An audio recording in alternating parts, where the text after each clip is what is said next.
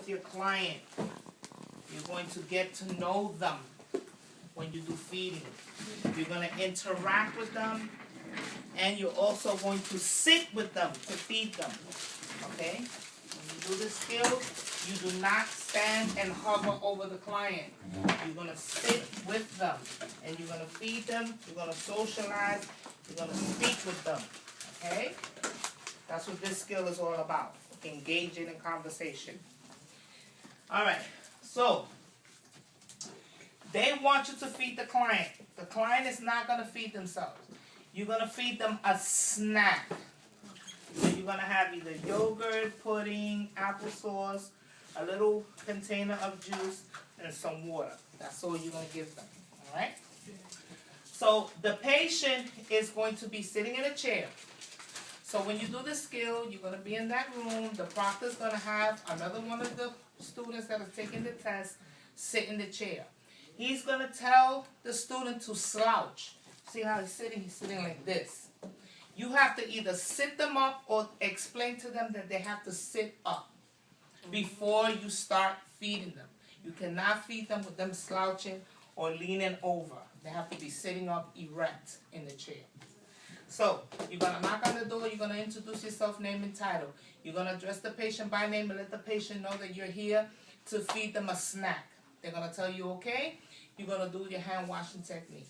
After you do the hand washing technique, you're going to come back and ask the client if you could check the ID to make sure he or she is the correct client to give the food to. He is, then you're going to get the tray, you're going to put it on the overbed table, and you're going to bring it to them. They're slouching, you're going to ask them to sit up.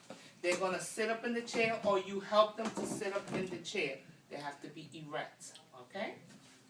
You're going to put a bib on them, okay? Because you don't want none of the food to spoil their gown, get them wet or dirty. And you're going to get a chair for yourself. And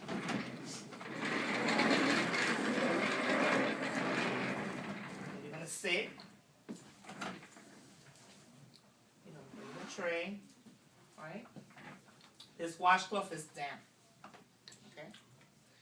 First thing you're gonna do is you're gonna offer them some water to moisten their palate and get any taste in their mouth out, cleanse their mouth. So they're gonna drink some water first. You're gonna prepare the food. If you notice, I have all the utensils here, but you're not gonna use them all. The fork and the knife is to prepare. It's to cut or to spread anything on breads. You're actually going to feed the client with the spoon, never with the fork, because the fork could poke them. Also, these are considered weapons. They can cut you, cut themselves, poke you, or do bad things to themselves. So make sure that when you remove the tray, all the utensils are there, because these are weapons, right? So we're going to open, we're going to mix. This is preparing the food. You're going to take the straw, place it inside, and then we're ready to start feeding, right? You gave them the water. You're going to start with the semi-solid first.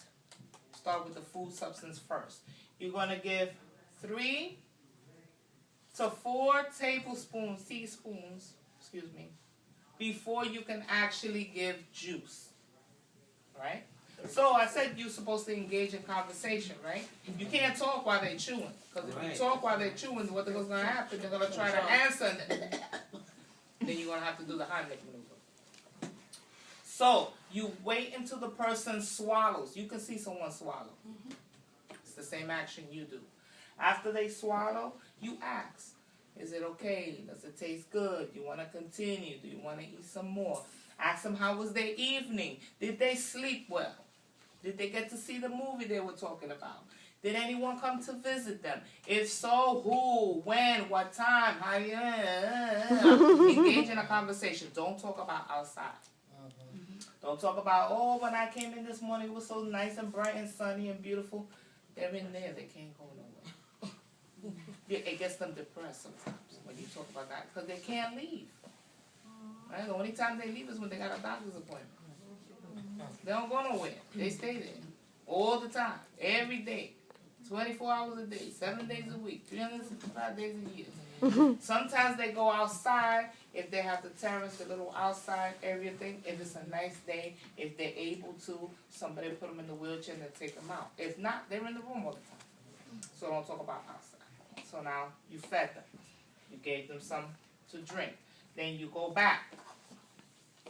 You feed. This skill is a documentation skill. In your vital sign handout, there is a form. All right, there is a food form that you're going to fill out. Right? And they want you to fill it out in percentages. How much did they eat? Now, this container is see-through. Usually when you get like to the halfway portion, the proctor's going to tell you, okay, you don't have to feed it anymore. Or he's going to instruct your volunteer, which is going to be a real person, and you're really going to be feeding them. They're really going to eat it. When they get halfway, they're going to say, oh, I'm full, I don't want any more. So you're good. You'll be able to see that it's halfway full, that they ate half of it. The only thing is with this container, because this container is not see-through, so you estimating on the feel of how much did they drink. If they drink the whole thing, you're good, 100% they drank. But if they only drank a little bit, then you'll say, oh, he only drank maybe 25%, right? A quarter of it. Or maybe he drank half of it. Maybe he drank 3/4 of it, 75% of it, right? You have to document. You have to document what they ate, what they drank, and how much of it. And you're going to sign it off, just like when you did what? The output of the urine, right? Same type of form, same type of situation, right? So you ate, he ate, you take this, make sure he's nice and dry. This you fold upward to contain whatever fell inside of this. Then you're going to remove. You're going to put it on here. This wet washcloth, remember I said about it, right? If he has anything in his hands, he could wipe himself off. If he has anything in his mouth and he feels sticky or whatever, he can wipe himself off with this.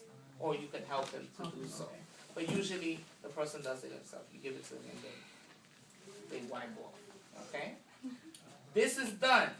He ate. Everything is fine. You're going to remove this.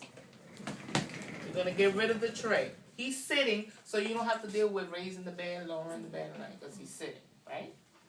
You're going to get rid of this, right?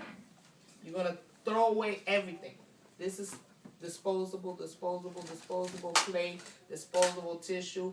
Water goes in the sink, cup goes in, disposable. This goes in the hamper. All right? You're going to open up the curtain. You're going to wash your hands. You're going to get the documentation. The skill is complete. It's not a hard skill. Very, very easy.